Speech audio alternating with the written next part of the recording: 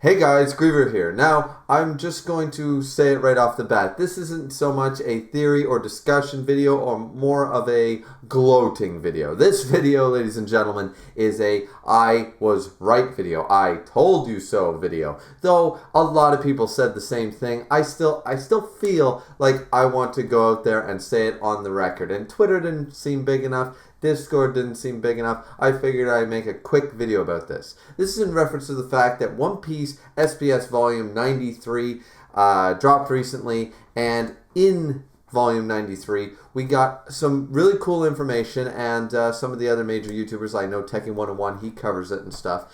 Covers all the relevant somewhat information and stuff. And I mean, sometimes it's just whatever, and other times he answers a few serious questions. And one of the big ones was about a video that I made a year or so ago about referring to the 12 Saijin no Wazamono grade swords, or the supreme grade blades, supreme grade swords. And with Wano being the country and all that stuff, that we were starting that new arc, there was things to talk about, right? Like, where are the other blades? Who do they belong to? Are they even active, or are they destroyed? There was a lot to go through, right? So in that video, which actually did better than I thought, and it's still on this current channel, you can go check it out, there'll be a link in the description down below, is, I believe it was my third or fourth pick, was Whitebeard's Bisento. Now, out of the other 9, what's another one? Well, how about the world's strongest man? The one to rival Roger. How about Whitebeard's Bisento? Now, it's also been called a halberd or a naginata. I'm very bad with pronunciations of words I don't hear often, so forgive me for that. But it goes by different names. Some people call it a Bisento. Some people argue that it's actually a halberd. Some people argue it's a goddamn just a giant sword on a stick. But suffice it to say, Whitebeard's weapon at the time of Marineford, and the one that is on his gravesite, has been confirmed by Oda to be a Saijin no Wazamono grade sword. It is one of the supreme grade swords. And in that video, I also showcased that when they were first discussing it, when Luffy landed at Wano and stuff, and he was talking to the Tengu guy, he talked about it, and there was a little panel there, and it showed swords, European swords. It showed rapiers and like Excalibur-esque swords, like medieval, like bastard swords. It showed a spear even. It showed like a war spear, and it showed a halberd or a Bisento, Naginata, whatever, that is very reminiscent of Whitebeard. So I made the connection and said, they don't all need to be katanas. And right here we're seeing that they can be different type of swords, so why couldn't they be any form of bladed weapon, right? A perfect example of this is Yoru, Mihawk's sword. It is a completely not feasible realistic sword in that sense, and it's not a katana. It's not a classic looking sword like European descent or India or any of those places, or South America. It doesn't really represent anything. It seems to have a bit of a gothic look to it. It's a total original design. So by that logic, yes, it's still a sword, but at the same time, it was very easy for me to just look at it and go, well, who else would have the swords? Well, if one of the warlords does, what are the Yonko, what are they rocking? For the ones like Shanks and Whitebeard who use bladed weapons confirmed, why would they settle for anything less? These are the 4 strongest pirates in the verse. And, along with people, some of the hidden legends like Rayleigh and people like that, there's from the past.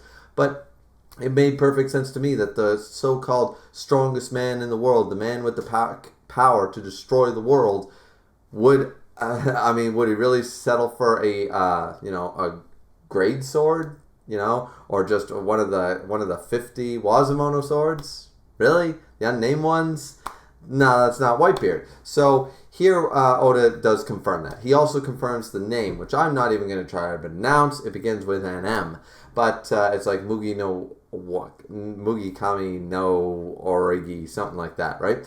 It seems to be a bit of a reference on the Wikipedia page, which has been updated. It seems to be a bit of a reference to the Kusanagi no Tsurugi, also known as the Ama no Murakami no Tsurugi. I don't know if I said that right. It's the famed blade. It's one of the 3 imperial regalia of Japan, sacred treasure stuff. Naruto beat that to death with the whole Susanoo thing and all their jutsus and all that stuff with the Uchani clan and Orochimaru and stuff, right?